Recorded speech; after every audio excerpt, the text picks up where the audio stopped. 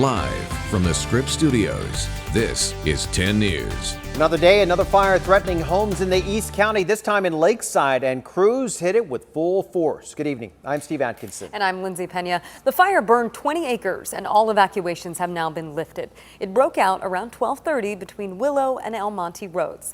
10 News reporter Rena Nakano is live at the scene that definitely had people nervous. Rena. Yeah, we just learned in the last 5 minutes that fire crews have really made headway on this 75% containment, but you could still see that there's still lots of fire activity behind those trees, especially.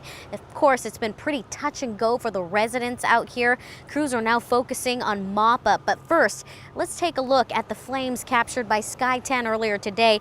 CAL FIRE says they were first dispatched to a small vegetation fire at 1240 at the valley in between El Monte Road and Willow Road in Lakeside.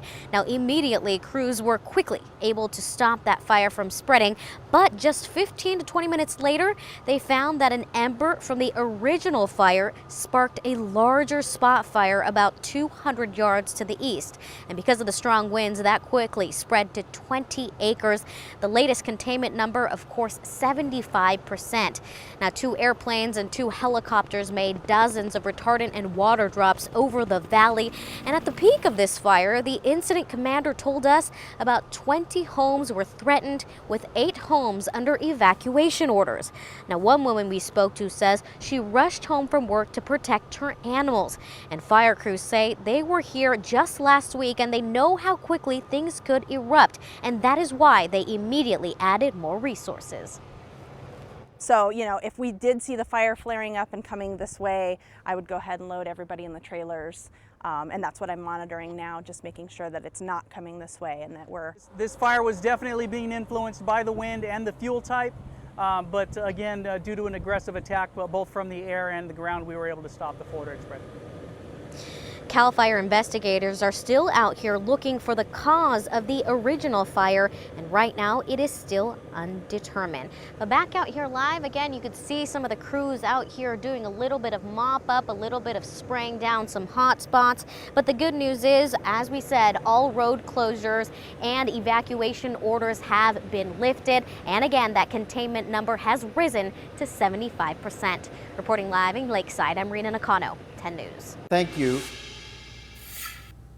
It was all planned, and the witch hunt continues.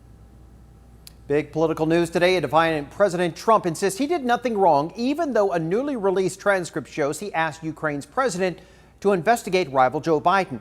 That call is front and center of the Democrats' impeachment investigation. ABC's Rachel Scott takes a look at what's next. Democrats now say they have more evidence to make a case for impeachment, and it was voluntarily handed over to them by the president. That is textbook abuse of power, and the transcripts have become Exhibit A. Like any mafia boss, the president didn't need to say, "That's a nice country you have. It'd be a shame if something happened to it." The White House releasing what they describe as an unredacted transcript of a call that is front and center of an impeachment inquiry launched by House Speaker Nancy Pelosi. No one is above the law.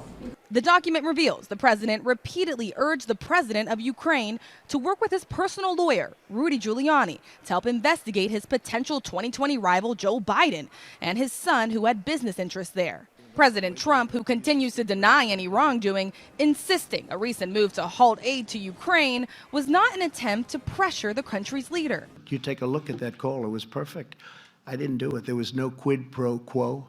Republicans backing him up. From my point of view, to impeach any president over a phone call like this would be insane. But that call is believed to be tied to a whistleblower's complaint that the inspector general found to be of urgent concern and credible. As this historic showdown between the president and lawmakers unfolds in Washington, the president sits down with the world leader who was on the other end of that phone call. I think, and you read it, that nobody pushed me.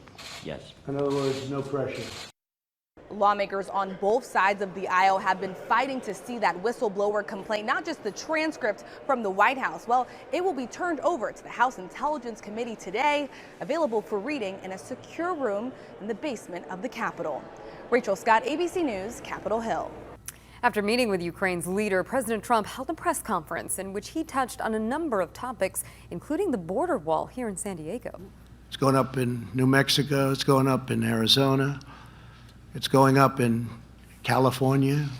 Believe it or not, they really wanted that wall in California and San Diego. As soon as it was completed, they said, "We don't want a wall."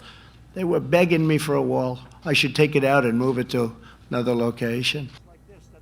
It's not clear exactly who the president was referring to when he said they were begging me. He visited the wall in Otay Mesa last week. You can stay on top of all the new developments in the impeachment story by downloading the 10 News app. A free version is available in the App Store. All right, your voice, your vote. A powerful new challenger entering the race to oust embattled East County Congressman Duncan Hunter.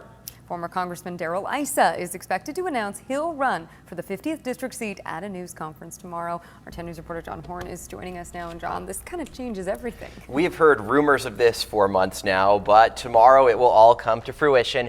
Congressman Darrell Issa will hold a news conference in El Cajon where sources tell us he will announce he's taking aim at the spot in Congress Duncan Hunter has held for a decade.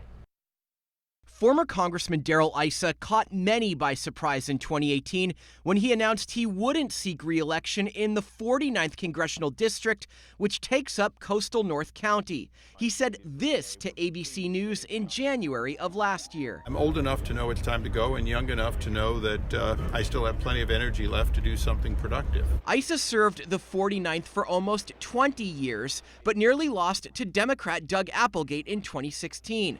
The district was transforming from red to blue, with weekly protests outside Issa's Vista office. It's love, not hate. That's what makes America great. But the same can't be said one district over, the 50th, which encompasses most of East County up into Temecula. The 50th is really the one that's still considered a Republican/conservative district. It's the area Congressman Duncan Hunter has represented for almost a decade, previously thought to be invincible. But everything changed in August 2018 when federal prosecutors indicted Hunter and his wife Margaret on felony campaign fraud charges. Hunter narrowly defeated Democrat Amar Campa-Najjar in November 2018, but is set to stand trial in the months leading up to the March 2020 primary election. If he's convicted of even one of the 60 counts of felony counts, etc., all those other candidates are perfectly positioned to perhaps go to the top of the heap. As it stands, a number of well-known Republicans have entered the race to unseat Hunter. Sources tell 10 News that upon Issa's announcement, 4 candidates will drop out of the race and give him their full endorsement. I asked Democrat Amar Campa-Najjar for his reaction to the news today. He told me, let the Republicans infight. He is focused on the voters. Now, Congressman Hunter was in D.C. today and not available for comment. 4 other candidates dropping out if Issa goes in. Wow. Yeah, we'll have Carl DeMaio, Darrell Issa, Duncan Hunter. Those are the 3 big ones. State Senator Brian Jones as well. And then Amar Campa-Najjar on the other side as the Democrat. Interesting race. Oh, we'll follow it. All right. Thank you, John. All right, turning now to our weather and a live look outside to the East County. There could be some thunderstorms coming into that part of the county. Our meteorologist, Angelica Campos, is tracking those conditions in the Pinpoint Weather Center. Angelica. Yeah, this is a backdoor system moving from east to west. It's on its way in the county, and already most of the thunderstorms are working their way into parts of the county, including our deserts. And Nocatee Wells is where we're seeing some of the heaviest rainfall right now. The rest of the county is still very dry from the last 24 hours and from the previous Santa Ana winds, which dried out the atmosphere even more in our mountains. It's going to take a little bit longer before any of that rain can actually reach the ground. The hourly breakdown, the chances will be much better as we go into the overnight hours and also into tomorrow morning. It could be a wet commute for many. I'll pinpoint exactly how much rain is on the way. Angelica, thank you. Crews are making good progress containing that 200-acre fire that broke out yesterday in DeHeath. CAL FIRE crews knocked down the wind-driven flames yesterday afternoon and then got to work building a containment line. At last report, the fire was 21% contained. No word yet on a cause. New developments tonight. Tens of thousands of Kaiser workers may not go on strike next month after all. The healthcare giant and the coalition of Kaiser Permanente unions reached a tentative contract settlement today. It includes establishing a $130 million workforce development program and protecting middle-class jobs. There will be no strike come October 14th if workers ratify that agreement. San Diego Mayor Kevin Faulconer and other local leaders, they are back from their trip to Washington, D.C. Now, they met with members of the Trump administration and asked them for money to put a stop to our sewage problems at the border. They asked for $400 million to build a facility that would capture sewage flows before they pollute our local beaches. 10 News caught up with Mayor Faulkner today after he arrived back home. This is the right thing to do for San Diego. This is the right thing to do for an international situation. So there's a lot of momentum, and we spoke very clearly in one united voice. It is time to fund these projects to stop this from happening once and for all. And those local leaders also invited the Trump administration to tour the Tijuana River Valley to see the problem firsthand. No charges will be brought against an off-duty LAPD officer who shot and killed a mentally ill man at a Corona Costco back in June. Officer Salvador Sanchez fatally shot Kenneth French and wounded his parents during an altercation. French was schizophrenic and off his medication when Officer Sanchez says he was attacked inside the Costco by French. Sanchez was holding his 1.5-year-old son at the time and says he feared for his life. The California Attorney General has filed a lawsuit, another one against the Environmental Protection Agency. Javier Becerra says it's unlawful that more than 1,300 acres of salt ponds near the San Francisco Bay are not protected under the Clean Water Act. The EPA made that decision back in March, which allows the ponds to be developed without federal protection. Today marks 41 years since PSA Flight 182 crashed in North Park. 10 News reporter Marie Cornell has the ongoing fight to get a permanent memorial at the crash site. This is how Giovanni Fiol spends every September 25th, gathering at the corner of Dwight and Nile Streets in North Park with other family and friends who lost loved ones where PSA Flight 182 crashed. San Diego had an innocence, and that it lost its innocence. That's September 25th, 1978, and it's never been the same. Each of these roses representing the 144 victims that were killed. What's also the same is Giovanni's fight to keep this plaque permanently in this neighborhood. I don't think we're asking for too much.